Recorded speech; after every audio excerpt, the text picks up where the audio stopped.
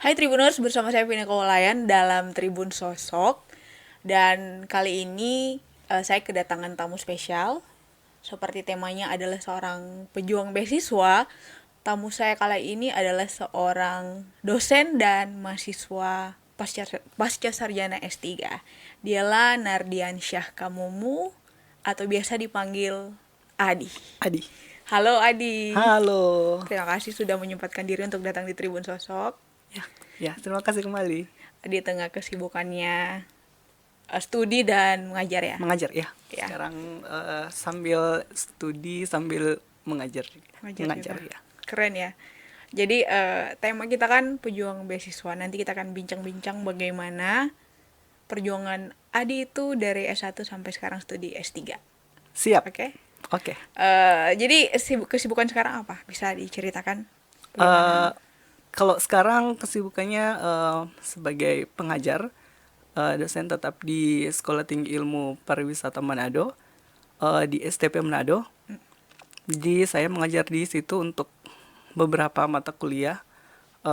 Ada bahasa Jepang, tourism environment, tourist behavior, beberapa mata kuliah yang berhubungan juga dengan pariwisata seperti itu. Oke. Untuk pendidikan S3-nya ambil S3-nya saya melanjutkan di Universitas Negeri Surabaya, pasca sarjana, jurusan S3 Pendidikan Bahasa dan Sastra. bahasa dan sastra. Bahasa dan Sastra. Iya. Baru semester 1 ya udah keluar IP ya. Iya, barusan 4 keluar. Ya? 4. Iya, barusan keluar IP. Sempurna. 4 ya. Keren ya, senang keren sekali. ya. Oke. Gini, sesuai temanya itu kan pejuang beasiswa. Kenapa Adi itu mau berjuang untuk mendapat beasiswa? Baik.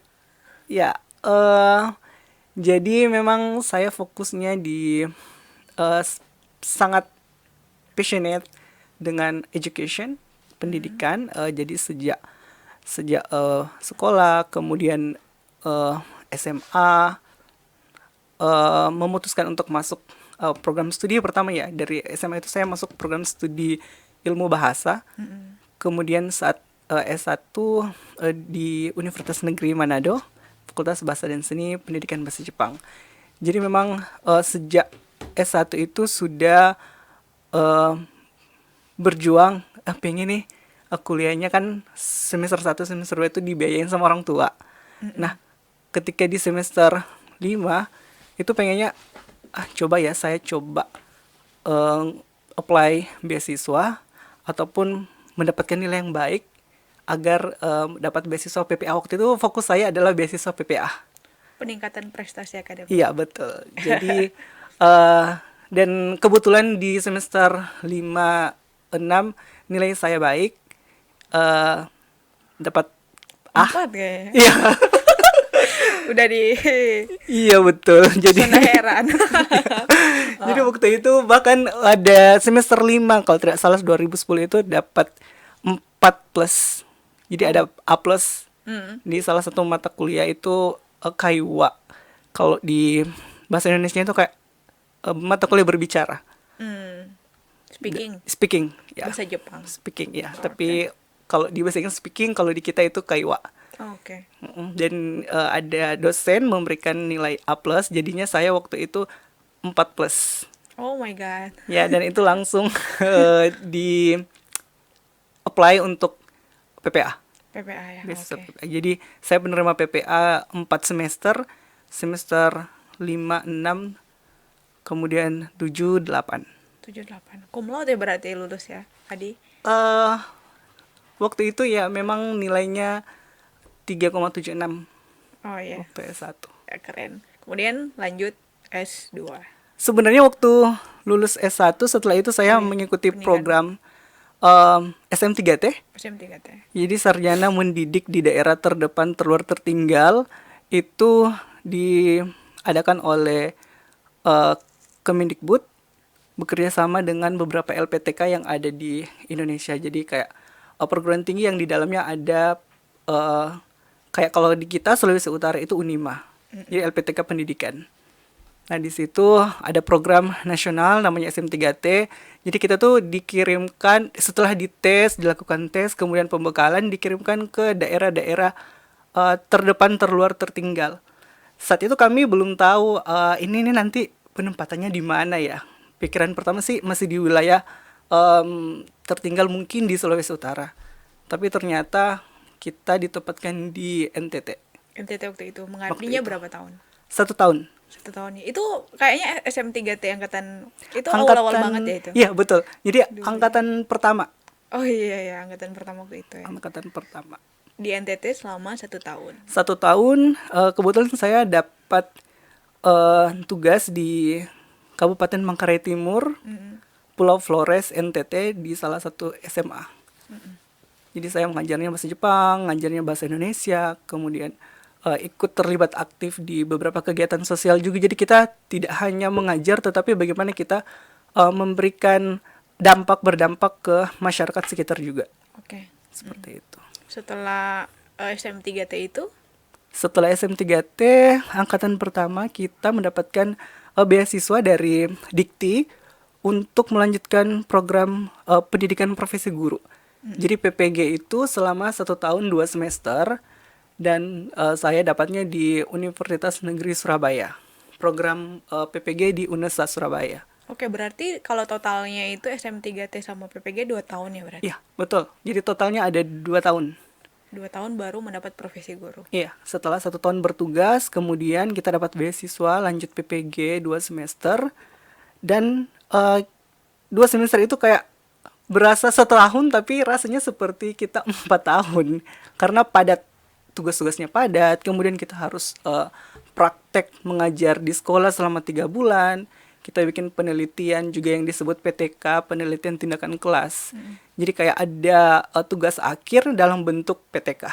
Jadi Oh kayak gitu ya. skripsi, mirip kayak skripsi. Oke. Oh ya, itu sudah ya dapat profesi kan banyak nih. Pada akhirnya banyak teman-teman juga yang setelah mengikuti SM3T mendapat profesi guru itu melanjutkan pengabdian mereka di tempat itu. Kenapa Adi nggak memilih untuk tinggal? Oke, Jadi iya. jadi PNS kan ya? Iya, oh ya, teman-teman saya itu sebagian besar yang ikut. Jadi mereka punya jalur khusus. Ya, jadi mengabdi menjadi PNS di daerah-daerah 3T. Itu ada guru garis depan.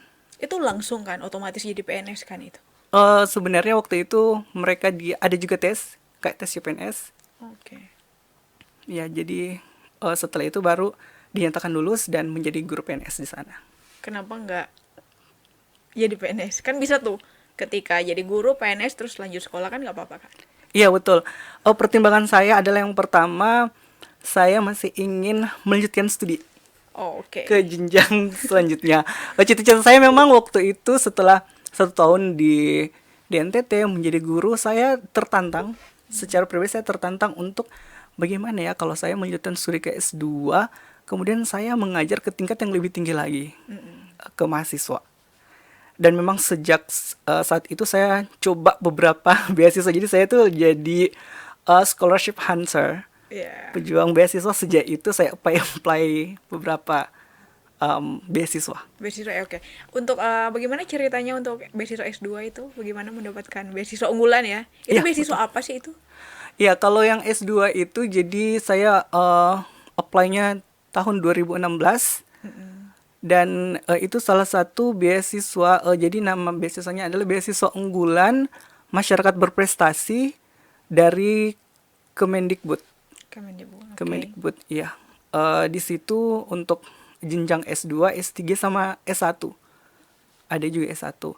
Waktu itu kan saya sudah ikut perkuliahan di Universitas Negeri Malang semester 1 tahun 2016. Kebetulan saya dapat informasi, ini kok ada beasiswa unggulan. Jadi saya coba apply. Salah satunya adalah surat bukti telah diterima di perguruan tinggi.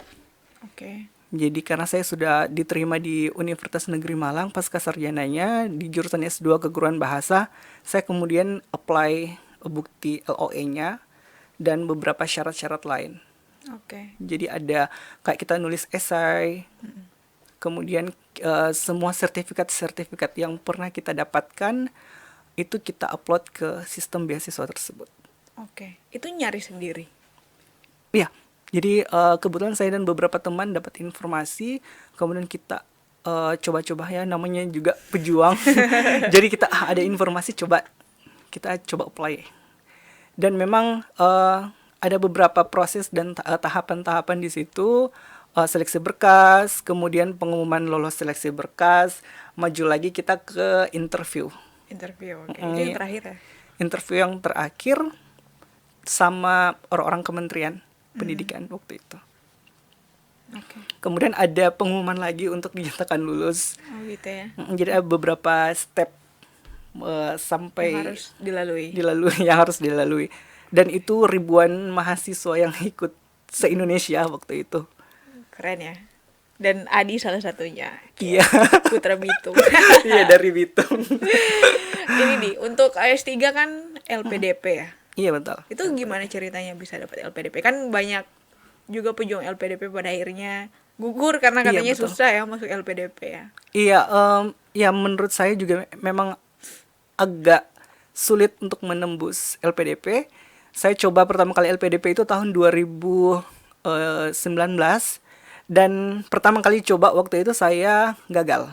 Dinyatakan gagal mungkin karena tidak punya LOE. LOE itu. Oh ya. Letter of Acceptance, penerimaan. Kemudian waktu itu TOEFL saya juga sudah expired. Jadi saya coba apply dengan TOEFL yang sebenarnya sudah expired tersebut. Jadi mungkin ada pertimbangan-pertimbangan, jadi dinyatakan tidak lulus di 2019. 2019 kemudian Apply lagi. Jadi 2018 saya 19 LPDP, 2020 saya coba beasiswa dari UGM. Itu di Fakultas Ilmu Sosial dan Ilmu Politik FISIP ya. Saya lupa apa nama beasiswanya itu di 2020. Jadi kita tuh kayak nyari promotor dulu. Oke. Sistemnya kayak kita apply beasiswa di luar negeri, kita cari promotor dulu di program studi tersebut. Kemudian kita emailan dengan mereka, dan ketika sudah dapat surat bahwa kita sudah punya promotor, calon promotor, itu kita upload ke sistem di UGM. Oke. 2020. Tapi sayang sekali saya belum lolos. Belum lolos. Jadi apply LPDP-nya kapan? Apply LPDP tahun 2021. Udah pandemi berarti ya? Udah pandemi. Iya, jadi 2021 saya coba 2 beasiswa sebenarnya. Jadi beasiswa pemerintah Turki Bursary Scholarship, dan juga LPDP BPI. Itu BPI apa itu? BPI itu beasiswa pendidikan Indonesia. Jadi untuk tahun 2021 ini beasiswa pendidikan Indonesia itu di bawah Kemendikbud, tetapi untuk pendanaannya itu yang membayar ke awardee itu dari LPDP.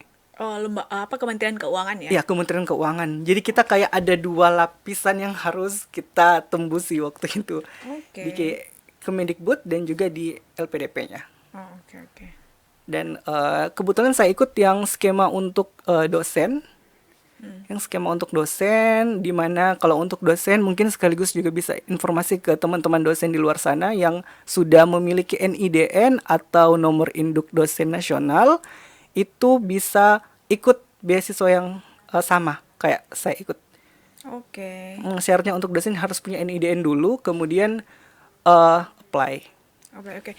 Berarti itu jalur dosen ya, tapi ada juga kan jalur umum kan? Ya, ada juga jalur umum Untuk LPDP untuk ya? LPDP. Oke, Yang jadi- LPDP reguler, Oh, yang reguler. Kalau ini Reguler. memang khusus untuk jalur khusus untuk jalur yang dosen. dosen. Jadi S1-nya ambil bahasa Jepang, S2 S2-nya keguruan bahasa, guruan bahasa, oke. S3-nya pendidikan bahasa dan sastra. Pendidikan bahasa dan Bahasa sastra. dan sastra. Tapi berkecimpung sebagai praktisi pariwisata. Iya, Iya ya, nanti kita bahas ya nanti ya. siap. Nah, susah nggak untuk apply beasiswa? Kan banyak anak muda mungkin di Sulawesi Utara, Tribuners yang ada di mana saja itu ingin apply beasiswa tapi kurang percaya diri karena merasa nggak mampu lah, hanya untuk orang-orang pintar, hanya untuk orang-orang yang betul, ber-IQ. apa ya, ber-IQ. Oh, itu kan kolaborasi ya, IQ Iya, sama emosional emosional juga ya. segala macam. Itu gimana tuh? Kalau menurut saya, saya sering memberikan saran juga ke teman-teman, kemudian ke mahasiswa saya juga tentunya, jika kita memang punya keinginan untuk menjadi pejuang beasiswa, kita itu harus pantang menyerah pertamanya. Kadang kan ada yang mikir gini, aduh, saya sanggup nggak ya tembus. Kadang ada sudah kayak pesimis di awal, tapi kemudian akhirnya tidak mencoba untuk apply. Saran saya adalah pertama kita harus confidence dulu, percaya diri, kemudian kita lihat syarat-syaratnya.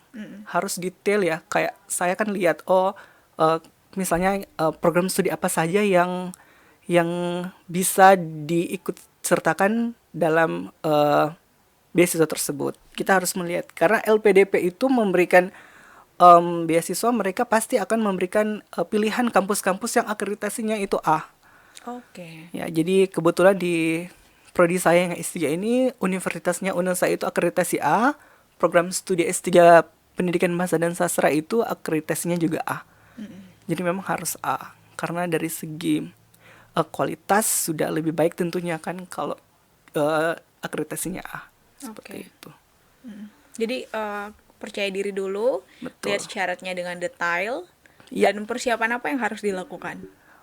Oke, Bahasa ya kayaknya ya. iya, kalau untuk LPDP memang diminta juga kemampuan bahasa asing. Bahasa Bahasa asing. Inggris tentunya. Kalau misalnya kita akan apply skema luar negeri, biasanya yang diminta memang IELTS. Kalau yang di dalam negeri itu TOEFL ITP. Oh, dia standar berapa? Kalau untuk program doktoral itu 530 skornya. Kalau untuk S2 sepertinya itu 500 Oh iya, untuk lebih skor. sedikit ya. Lebih sedikit. Oke, Adi kan studinya di Indonesia, harusnya bisa ke luar negeri ya. Kenapa nggak keluar? Ke luar Oke, negeri. ya. Eh, Pertama, karena saya melihat di beasiswa, syarat beasiswa LPDP luar negeri kan harus meminta IELTS. Kebetulan saya memang belum punya IELTS. Oh, oke. Belum pernah ikut tes IELTS. Jadi karena syaratnya IELTS itu saya belum punya, yang ada hanya TOEFL. Itu pertimbangan pertama. Kemudian eh, yang jadi pertimbangan saya juga adalah LOE atau Letter of Acceptance. Jadi banyak yang gagal, yang sudah mencoba tetapi gagal, mereka tidak menyertakan Letter of Acceptance atau surat penerimaan dari universitas yang dituju. Oke. LOE-nya itu tidak sembarang LOE juga. Jadi yang bertanda tangan harusnya eh, kepala atau pimpinan pasca sarjana. Oke. Jadi kalau kayak hanya yang tertanda itu misalnya salah satu staff di program studi, itu agak kurang kuat Oh gitu. khusus untuk yang dalam negeri itu. Jadi memang harus yang bertanda tangan adalah direktur pasca sarjananya. Nah itu saya ikut, dan kita juga sebagai pejuang beasiswa harus melihat tanggal berapa tes yang dibuka universitas tersebut, tanggal berapa pengumumannya. Karena kan kita harus mencocokkan pengumuman, kita harus mendapatkan LOE itu sebelum deadline beasiswanya. Oh, oke. Jadi Oke. kalau misalnya contoh deadline beasiswa adalah 30 Juni, berarti kita harus mendapatkan LOE-nya itu sebelum 30 Juni. Oh gitu ya. Iya. Karena kalau kita dapat LOE di tanggal 1 Juli misalnya, itu sudah terlambat. Terlambat Sistem ya. beasiswa sudah tutup. Oke. Ya, jadi memang harus diperhatikan juga tanggal tutup beasiswanya itu tanggal berapa. Karena kita harus fight dulu dengan LOE. Harus dapat dulu LOE di Oke. tangan. Karena memang reviewer beasiswa LPDP itu akan memberikan beasiswa ya ke calon, ke awardee itu, calon awardee. Mereka akan melihat ini kita akan memberikan beasiswa, tapi mereka belum diterima di kampus. Oke. Jadi kayak kita punya nilai lebih kalau kita sudah memegang LOE. Berarti Seperti kita itu. harus punya jaringan di kampus ya. Itu berlaku untuk luar negeri juga? Atau Kalau cuma di untuk dalam? luar negeri, ya harus ada LOE juga. Oke. Tapi biasanya kalau yang luar negeri, setahu saya itu LOE-nya itu kadang dari pimpinan program studi Yang punya ada. jaringan keluar. Iya, ada juga yang mungkin dari associate professor seperti itu. Oh, oke oke oke. Tapi untuk luar negeri sepertinya bisa. Kalau Bisa untuk ya. dalam negeri itu harus yang tertanda eh, ketua atau pimpinan pasca sarjananya. Oke. Untuk apply beasiswa keluar uang nggak?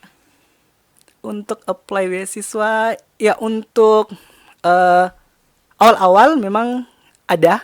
Ada ya. Jadi kayak yang maksud saya adalah ketika kita akan mendapatkan LOE, berarti kan kita harus ikut perekrutan mahasiswa baru di kampus tersebut. Oh, oke. Ya, jadi kita pakai biaya sendiri dulu.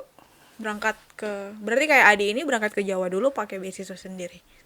Kebetulan kalau saya di pasca sarjana UNESA, jadi saya juga pertimbangannya kenapa memilih UNESA. Pertama memang eh, riset dosen-dosennya itu bagus.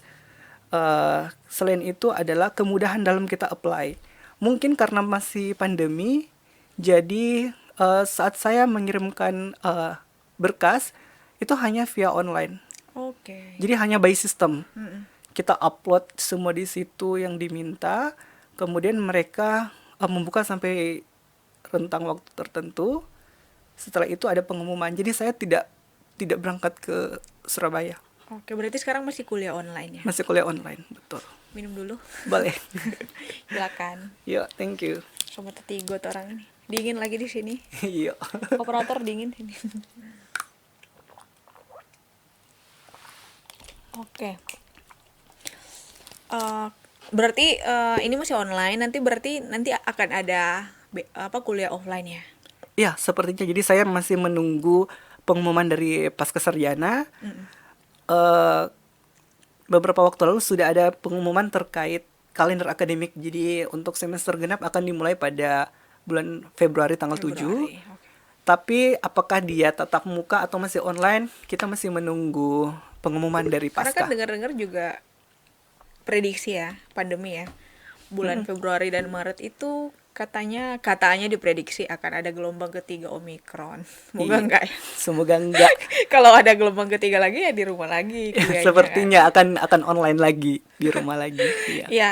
Nah gini Adi kan sebagai akademisi ya. Akademisi ambil bahasa kan, Iya. pendidikan, dan juga jadi praktisi pariwisata kan. Pariwisata, Emang nyambung juga sih pariwisata dan bahasa. Dan bahasa, ya. Itu gimana ceritakan pengalamannya selama terjun di dunia pariwisata? Apalagi di kampus pariwisata juga kan. Iya, betul. Ya, jadi eh, saya juga bersyukur sekali saat 2018 lulus, kemudian saya memang mencari Lulus S2. saya mencari kampus-kampus untuk di mana saya bisa berkarya di situ, saya bisa menerima mata kuliah saya yang related dengan mata kuliah yang diajarkan di kampus. Jadi kebetulan saya apply di beberapa kampus di Sekolah Tinggi Ilmu Pariwisata Manado atau STP Manado itu menerima saya. Dan kemudian sejak itu memang sebelum saat saya S1 sudah terlibat menjadi freelance guide khusus untuk tamu Jepang. Jadi kalau ada tamu-tamu yang datang ke kampus itu orang Jepang, saya yang menemani. Bawa jalan-jalan seputaran Bitung, karena saya di Bitung, jalan-jalan lihat kota Bitung di sana, lihat pariwisatanya. Itu sih pengalaman experience sejak awal Awal mula, dari kampus ya. dari kampus. Oke. Lama-lama 2014 saya juga terlibat dalam World Coral Reef Conference 2014 di Kota Manado waktu itu. Jadi konferensi terumbu karang internasional. Kebetulan saya menjadi liaison officer untuk Duta Besar Australia untuk Indonesia, Mr. Greg Moriarty, dan juga untuk Menteri Kehutanan Bangladesh. Nah, jadi sebenarnya untuk bahasa Inggris saya belajarnya secara otodidak, banyak baca-baca novel berbahasa Inggris. Penutur bahasa dua bilingual ya. Iya. Ada yang bilang, iya itu udah dibahas, udah bilingual. Saya bilang, ya saya tetap belajar hingga detik ini pun. Jadi bahasa Jepang saya belajar, bahasa Inggris juga saya belajar. Karena pertimbangannya English is a must, Japanese is a plus. Oke. Jadi karena bahasa internasional tetap bahasa Inggris kan. Jadi sedapat mungkin bisa berjalan berbarengan seperti itu. Jadi memang saya very passionate dengan bahasa asing. Keren ya. Terus dari WOC kemana lagi? Mulai dari situ terus berkembang. Kemudian belajar-belajar, sering nonton film asing berbahasa Inggris jadi tanpa teks. Saya Oke. belajar lewat media-media film, novel. Kemudian terlibat sale Bunaken juga sempat di Bitung. Dan juga akhirnya 2018 itu saya menjalani profesi ganda ya bisa dibilang. Jadi sebagai dosen di pariwisata, saya juga bekerja di resort. Di Salah satu resort, resort oke. yang ada di Kota Bitung. Dan Adi juga apa tour guide tersertifikasi ya. Iya, iya, kebetulan saya punya sertifikat untuk Jadi itu profesi untuk untuk apa tour itu guide. kalau tour guide tersertifikasi itu untuk apa? Jadi kalau misalnya kita itu apply ke entah ke resort atau ke tour agent, itu kita bisa menyertakan dokumen tersebut. Jadi kayak Oke. bisa menambah nilai tambah kita, dan itu Untuk bisa ini jadi ya. penilaian. Berarti tolok ukurnya untuk dapat sertifikasi itu harus kayak apa tour guide-nya? Untuk tour guide itu sendiri, pertama memang dibutuhkan experience, Oke. pengalaman, bagaimana menjadi tour guide, bagaimana pengalaman kita handle tamu seperti itu. Dan kita harus mengikuti ACC. Jadi kita nanti akan kayak apa ya? Ada asesor datang, kemudian nanti ada beberapa pertanyaan yang kayak kita di interview. Dan kita harus Oke. menjawab. Setelah itu ada juga yang kita pilih, kita harus jawab di form. Ada yang harus kita isi Oke. terkait memang tentang tour guide tersebut, Tentang pelayanan ya. tentang Tapi memang pelayanan. kalau tour guide harus ramah ya. Kak Adi kan orangnya ramah ke semua orang. Memang bakat lahir kayaknya ya. Ya memang harus ramah karena kan memang kita menjual jasa service yang akan kita berikan ke tamu. Jadi memang harus ramah, apalagi di hospitality industry kan kita harus ramah, harus banyak bercerita dengan orang Oh lain iya, seperti betul. itu. Terus storyteller juga ya. Storyteller juga ya. Iya kan? Betul. Betul. Pernah nggak misalnya dapat tamu nih terus garing? Itu kan harus ada kisi-kisi apa ya? Harus ada trik biar membuat suasana. Iya betul. Jadi kita kayak lihat juga tamu kan juga ada berbagai sikap sifat mereka. Kebetulan yang selama ini saya bawa memang ramah, tapi memang kadang tergantung guide-nya. Jadi kita sebagai guide berarti kita yang harus lebih aktif. Kita harus Oke. kayak punya feel, oh si A, tamu A ini, oh kayaknya dia pendiam, bagaimana ya cara saya agar dia itu interest dengan saya sebagai guide-nya. Oke. Jadi kita melakukan pendekatan lah. Pendekatan, mungkin kita sapa-sapa dulu, kemudian kita chit-chat sama mereka. Biasanya kan kalau kita bawa tamu itu kita sudah tahu, oh yang tamu ini mereka dari negara ini, misalnya negara A. Jadi kita sudah jauh sebelumnya H-1 saya biasanya browsing tentang negara tersebut, bagaimana wisata mereka, bagaimana sampai ke hal-hal yang kayak mungkin political issue, bagaimana pekerjaan mereka di sana, education systemnya seperti apa. Jadi kadang saya membawa tamu itu ceritanya tidak hanya tentang pariwisata, Oke. destination, tapi kadang sudah ke pendidikan, ke Oke. masalah ekonomi seperti itu. Jadi kita juga saling share, dan itu sangat penting bagi saya sebagai pengajar karena salah satu mata kuliah yang saya ampuh kebetulan semester kemarin adalah tourist behavior. Jadi bagaimana kita membekali mahasiswa itu tentang perilaku wisatawan. Dan memang mata kuliah ini adalah salah satu mata kuliah yang penting di kampus kami dan saya sangat bersyukur bahwa dipercayakan untuk mengajar mata kuliah tersebut. Keren ya, keren ya. Untuk ini sepengamatan Adi selama ini selama menjadi tour guide itu yang umumnya ya, turis Ya, itu tertarik di Sulawesi Utara itu apanya yang mereka suka? oke ya, kalau untuk rata-rata saya juga biasanya mau observasi, tanya-tanya ke mereka, saya chit-chat. Memang pertama keramahan. Oke. Iya, orang Indonesia pada umumnya mereka bilang itu masyarakat Indonesia itu ramah kepada tamu. Kemudian masuk fokus ke sulutnya itu sendiri. Kayak mereka sering tanyakan, iya di mana-mana itu kayak mereka ada yang kalau lihat mereka itu panggilnya bule, bule, bule. Oh, Apa artinya itu bule? Ya oh, sampai ditanyakan seperti itu. Kemudian sapa, senyum-senyum, masya katanya tiba di Manado seperti itu. saya menjelaskan kepada mereka bahwa memang bule itu sebenarnya artinya adalah foreigner atau orang asing, bule itu tamu ya, bisa dibilang seperti itu. Kemudian juga melihat mereka juga sering tanya, oh iya, budaya-budaya yang ada di Sulawesi Utara seperti apa bahasanya, dan banyak juga yang tertarik dengan budaya, Oke. kebudayaan Minahasa, kebudayaan Sangir seperti itu. Oke. Nah, gini Adi kan sebagai praktisi pariwisata, sektor pariwisata itu adalah sektor yang paling terdampak pandemi COVID. Iya, betul. Iya. Itu gimana selama menjalani sektor pariwisata yang Adi rasakan selama pandemi ini? Iya, eh, memang saya sangat setuju sekali dengan hal tersebut karena memang sektor pariwisata itu adalah sangat-sangat berdampak saat terjadinya pandemi COVID-19. Contohnya kami pada tahun 2019 di Desember kan, saat itu kan masih melihat berita-berita di televisi. Tapi memang kami juga memantau keadaan secara global. Jadi ada di salah satu aplikasi yang kita lihat pantau terus setiap hari, wah ini meningkat di Amerika, Eropa, dan itu juga langsung kami juga melakukan kayak meeting. Januari kami masih memantau, Februari karena kan dalam kalender kami, ya kami punya kalender juga untuk di resort, itu sebenarnya banyak sekali tamu yang akan datang Waktu itu ya. waktu itu. Tapi mendekat ke Februari sampai ke Maret, akhirnya itu kami kadang mulai melihat, wah ini beberapa negara sudah tutup border nih.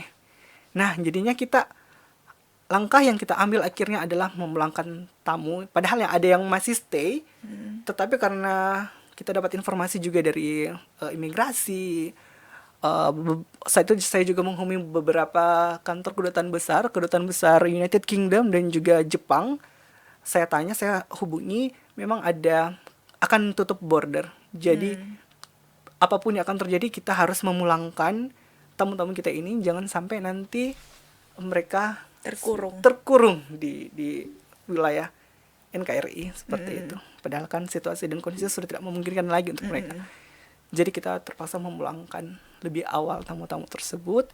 Dan memang sangat terasa melewati 2020 hingga ke 2021. Karena resort itu biasanya yang untuk tamu-tamu ya, tamu-tamu international guest. Mungkin kalau untuk hotel masih ada lokal. Tetapi untuk resort itu umumnya wisatawan mancanegara. Jadi benar-benar sangat berdampak, sangat terasa sekali ya. Tidak ada wisatawan yang mendatang, otomatis income-nya berkurang dan terjadi kayak pengurangan karyawan. Itu sampai sekarang resort masih kosong berarti ya, bule-bule belum bisa datang kan? Kalau yang sekarang itu ada beberapa sejak pertengahan tahun ada yang kayak mereka datang tapi yang pemegang kitas. Jadi orang asing yang stay di Indonesia tapi mereka bekerja, misalnya mungkin ada diplomat, mungkin ada kerja di perusahaan, pemegang kitas. Jadi mereka datang staycation seperti itu. Ada beberapa yang tamu-tamu. Tapi belum yang memang traveler ya? Iya, kalau untuk ada kemarin yang sudah ada peraturan SE karantina, ada beberapa juga yang terlanjur datang dan kena karantina juga di tempat kami. Tapi kemudian mereka bisa stay beberapa hari dan kemudian bisa balik lagi. Tapi itu mungkin yang pemegang kitas kebanyakan yang memang stay di Indonesia. Ini deh, untuk pandemi tahun 2022, gimana nih prediksinya Adi sendiri ya, mengenai pariwisata di Indonesia, di Sulawesi Utara? Karena kan sekarang juga herd immunity kan udah terbentuk. Iya betul. Itu gimana? Kalau untuk prediksi ya, mahasiswa saya juga beberapa menanyakan di kelas perkuliahan waktu saya mengajar di semester ganjil kemarin, bagaimana tanggapan saya mengenai hal tersebut. Program vaksinasi sebenarnya adalah salah satu yang merupakan upaya kita untuk bisa memajukan wisata kita kembali atau menghidupkan kembali wisata kita. Karena ini hal penting sekali. kita harus memastikan bahwa setiap tamu yang datang, karena kan tamu itu datang, mereka tidak hanya pertimbangannya untuk berwisata, tetapi bagaimana mereka datang bisa menjamin bahwa yang didatangi ini resort tersebut sudah memang benar-benar safety, aman. Nah, di resort diusahakan semua yang datang itu karyawan-karyanya itu sudah vaksinasi. Jadi bagi yang belum vaksin itu tidak bisa datang ke resort. Seperti itu. Kalau melihat keadaannya, ini kan per Januari nih, masih ada Februari dan seterusnya. Pertimbangan saya juga dengan adanya SE karantina. Oke. Nah, SE karantina itu kan mewajibkan tamu-tamu internasional, WNA yang datang ataupun WNI datang ke Indonesia itu harus dikarantina. Sekarang kalau tidak salah 7 hari ya. Udah 14 kayaknya. Udah balik lagi 14 ya. Karena Omikron kan. Kalau nggak salah ya, kalau nggak salah. Nah, itu hal itu adalah pertimbangan. Kemarin saya chatting juga dengan tamu yang dari United States.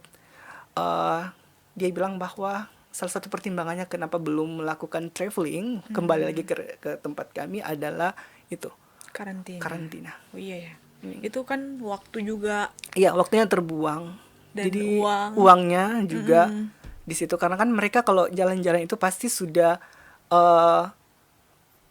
oh ya, saya kalau jalan-jalan nih mungkin seminggu atau mungkin hanya 5-4 hari, tapi kan sayang sekali kalau ada harus karantina dulu 14 hari contohnya.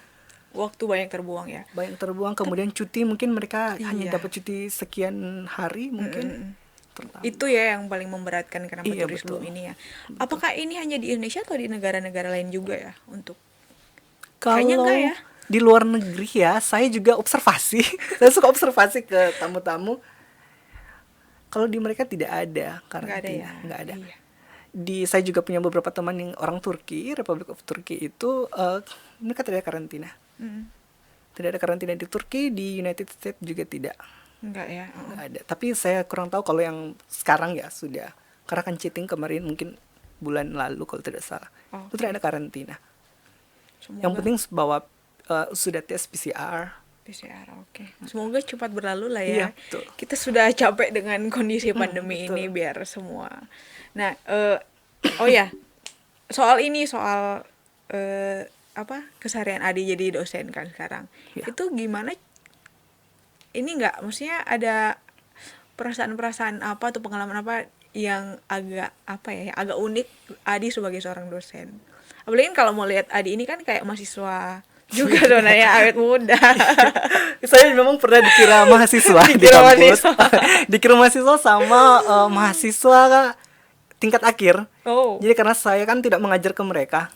Ya ada beberapa kemarin sempat pengalaman lucu, dikiranya itu mahasiswa baru Oh. di kampus seperti itu. Jadi Mendukung, tampang mendukung. ya, jadi Asian seperti itu. age. Itu ya sering dikira mahasiswa, apalagi ini susah nggak ngajar anak-anak, apalagi kan sekarang online nih. Iya, Masih betul. online ya. Online, masih online. Itu ada kesulitan nggak? Untuk online learning sih sebenarnya kalau dari saya kendalanya adalah kadang kan gangguan jaringan.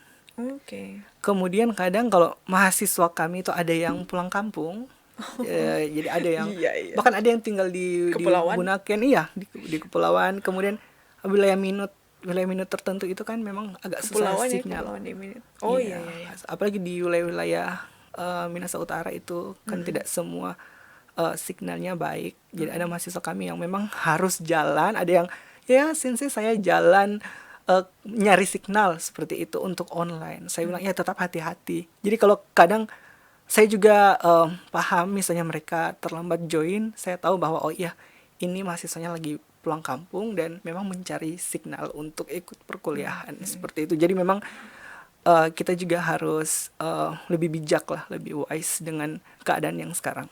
Oke. Kadang juga ada mahasiswa yang mungkin tidak punya kuota seperti itu. Oh iya ya, agak ini umum lah ya. Iya, betul. Oke. Tapi memang ya mengajar tetap ya kayak kita mengajar di kelas, cuman ini kan kita menatap layar laptop ataupun layar handphone. Itu sih kalau dari saya. Tapi memang untuk durasinya kadang lebih fleksibel sih kalau untuk online, bisa menyesuaikan waktu. Kadang saya menggeser kelasnya seperti itu karena kan ada saya juga mengerjakan tugas-tugas di S3. Oh iya Iya, ya. jadi kadang Jadi saya gimana nih membagi waktu? membagi waktunya, betul. Kan juga sering ikut seminar internasional segala macam ya. Iya, jadi saya termasuk yang aktif juga. Ikut-ikut seminar internasional, itulah saya harus menyesuaikan waktunya. Jadi kadang, apalagi kalau ikut internasional kan kita menyesuaikan waktu dengan yang di luar negeri. Oke, Iya, benar-benar. kemarin contohnya saya ikut online tapi di negara di Eropa waktu itu. Jadi memang menyesuaikan waktu karena kita beda 7 jam, Indonesia lebih cepat dari wilayah Polandia dan Jerman. Kita harus menyesuaikan juga dengan waktu Oke. tersebut. Ya, keren ya, keren ya. Menarik. Ada lagi Adi yang mau disampaikan yang belum sempat ditanya tentang apa gitu? Hmm, pada kesempatan ini saya juga ingin memberikan beberapa advice juga mungkin ya Oh ya, untuk teman-teman di luar sana yang pengen apply beasiswa. oke. Jadi tetap jangan pantang menyerah lah. Jadi jangan sampai kita sudah down lebih dulu, kemudian kita tidak mencoba. Jadi coba dulu lah. Dan yang utama juga dukungan secara emosional, dukungan dari keluarga, Support system. support system dari orang tua itu yang utama, dukungan mereka. Kemudian yang paling utama juga jangan lupa untuk meminta kepada Tuhan yang Maha Esa. Ya berdoa Ya, ya berdoa betul dan bekerja. dan bekerja, berusaha seperti itu. Oke. Ini Adi rencana ke depan apa nih? Ya, untuk ke depan saya akan lebih untuk sementara lebih fokus juga ke tugas akhir ya. Meskipun saya semester 1 tapi sudah eh, punya preparation untuk tugas akhir disertasi. Oke. Jadi nanti memang ancang-ancang saya adalah penelitiannya tentang bahasa, tetapi saya kaitkan dengan pariwisata. Lokusnya? Jadi nanti di Sulawesi Utara. Wow, menarik ini. Di beberapa destinasi yang ada di Sulawesi Utara. Ya, saya juga ingin mengangkat, karena saya berasal dari Sulawesi Utara, of course, tentunya saya ingin mengangkat destinasi yang ada di Sulawesi Utara ini, biar di saat pandemi ini juga kita juga butuh untuk lebih promote, kita Iya ya, promosi tetap juga. promosi pariwisata ya. Tetap kita jalankan itu, dan saya berniat untuk mengangkatnya untuk riset saya seperti itu. Oh, Jadi oke. biar bisa berdampak tidak hanya ke aspek pendidikan tetapi juga ke pariwisata. Oh iya, ya, terkait tadi pariwisata dan bahasa nih. Memang orang Sulawesi Utara itu belum melek bahasa internasional ya. Maksudnya kayaknya belum siap untuk menyambut wisatawan secara internasional. Nggak kayak Bali kan mereka udah bilingual ya. Iya, kalau Bali, kebetulan saya beberapa kali ke Bali, saya observasi juga di Kuta Beach itu kan, di Pantai Kuta, bahkan pedagang-pedagangnya.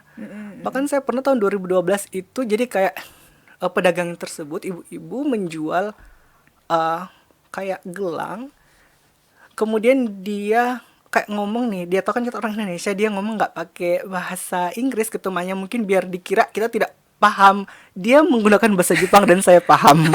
Dan langsung otomatis langsung saya jawab, saya balas, saya lihat ke mereka di belakang, langsung saya, jadi ibu-ibu tersebut kayak yang mungkin drop, ternyata yang mereka bicarakan itu kan fokusnya ke kita nih, karena kan kita nggak ada yang beli waktu itu.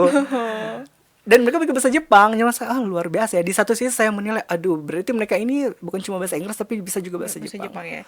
Itu kayak yang kemarin-kemarin waktu banyak turis Cina kan yang viral itu yang penjual-penjual durian udah tahu bahasa Cina kan. Bahasa Cina.